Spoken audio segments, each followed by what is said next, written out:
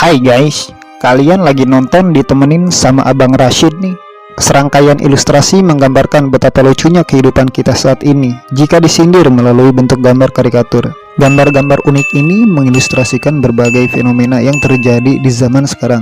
Cukup menarik untuk kamu lihat sebagai bahan hiburan atau inspirasi kehidupan. Berikut ini adalah 30 gambar sindiran yang dikutip dari sumber fanpage.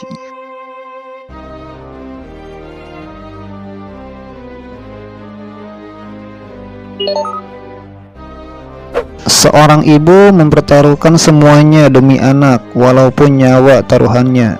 Maksud dari gambar ini supaya kita ingat sama orang tua kita, terutama kepada seorang ibu. Pengorbanan untuk anak-anaknya tidak terbatas. Waktu kita untuk hidup sebenarnya ibarat sedang menggali kubur. Semakin lama kita hidup, maka semakin dekatlah dengan kematian. Tujuan terakhir kita masuk liang lahat kubur.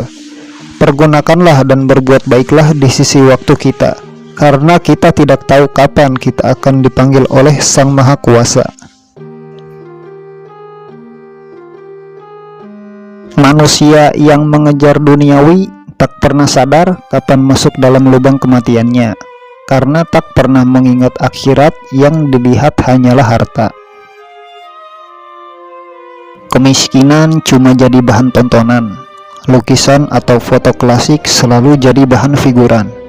Tapi yang nampak asli itu selalu dicampakkan.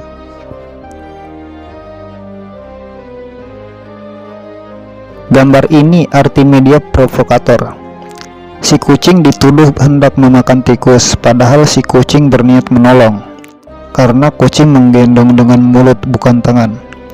Dan atau bukannya menolong, media malah merekam kejadian di depan mata mereka, hanya untuk mendapat berita yang menarik dan rating yang tinggi.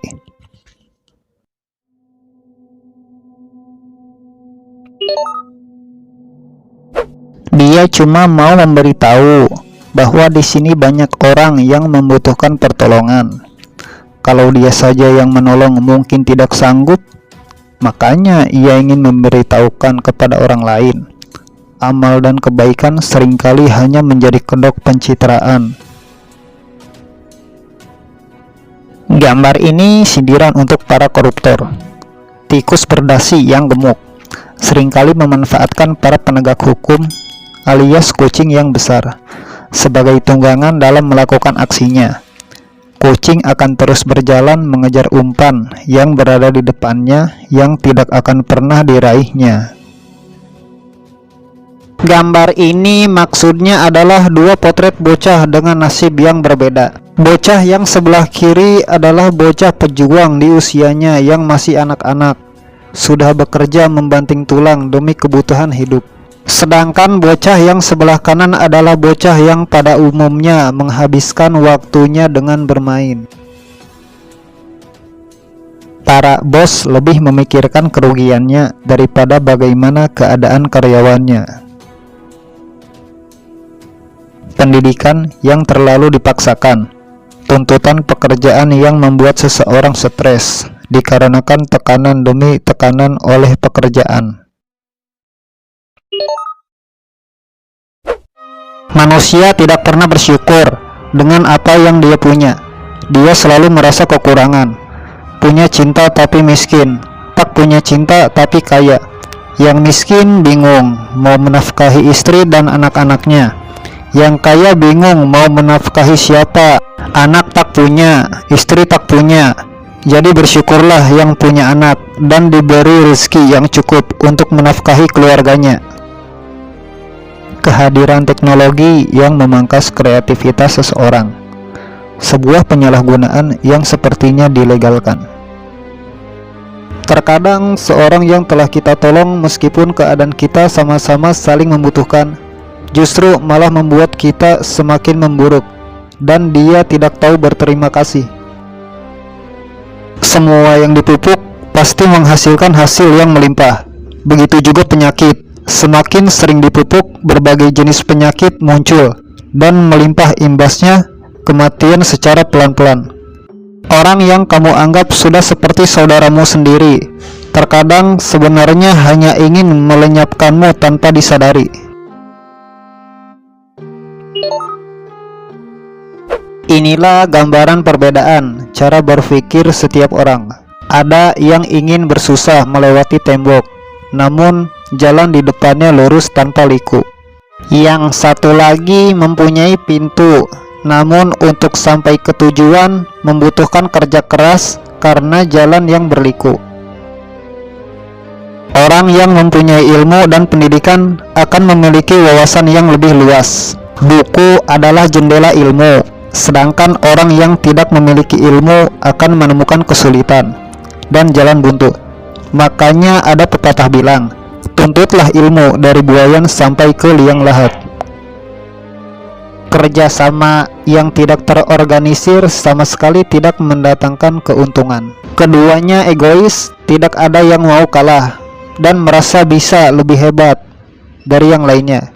Itulah kalau berpikir pakai emosi, tapi tidak menggunakan otaknya, dan akhirnya tidak bermanfaat untuk keduanya.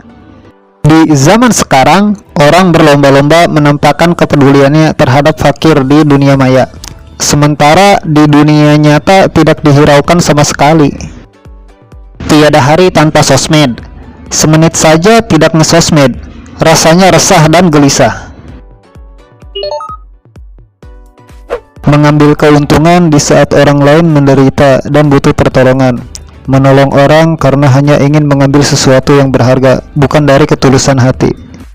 Walaupun dekat, tapi ketika sudah sama-sama disibukkan dengan teknologi, kebersamaan jadi tiada arti. Teknologi yang sudah mengambil alih dan memegang kendali pikiran manusia lewat serangkaian fitur dan aplikasi yang lama-lama kelamaan bisa mencuci otak sendiri secara perlahan. Manusia kembali ke peradaban zaman batu, tapi beda media.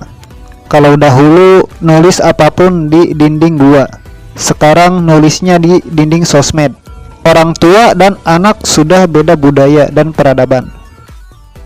Kebanyakan orang saat ini memang seperti ini, di depan lembut, baik, memuji, sedangkan di belakangnya sesuka hati, mengatakan ini dan itu.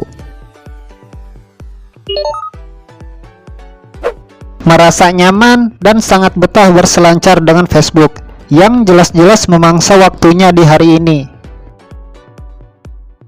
Dia terjebak oleh sosmed. Kehadiran alat komunikasi hanya untuk menyakiti diri sendiri, karena tak punya trik cerdas untuk menguasainya. Tapi itulah yang terjadi untuk saat ini.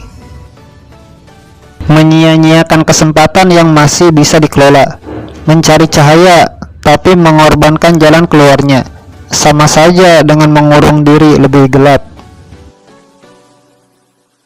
Beretorika yang cerdik demi mencari perhatian rakyat, namun nilainya tak lebih berharga dari limbah. Setelah dapat hasil, namun rakyatnya terlupakan, atau barangkali sudah tak mau tahu lagi.